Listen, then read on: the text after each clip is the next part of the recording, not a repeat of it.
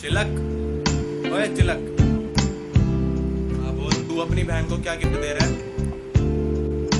पिछले साल मैंने एक डब्बा दिया था, इस साल 2 डब्बे दे दूंगा चॉकलेट के। अच्छा, तू क्या दे रहा है? यार अभी सोचा नहीं मैंने, तू बता दे क्या गिफ्ट दूं, कोई आइडिया? तू भी मेरी तरह चॉकलेट का डब्बा दे दे। चल बे, सोचने दे मेरे को। 3 सालों से पता नहीं क्या क्या टेढ़े टेढ़े गिफ्ट देता आ रहा हूँ।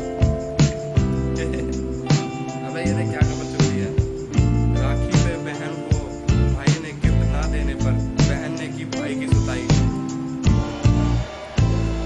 ये देख, इसमें भाई ने बहन को गिफ्ट में चॉकलेट का डब्बा दिया और बहन ने उसके पीछे कुत्ता छोड़ दिया।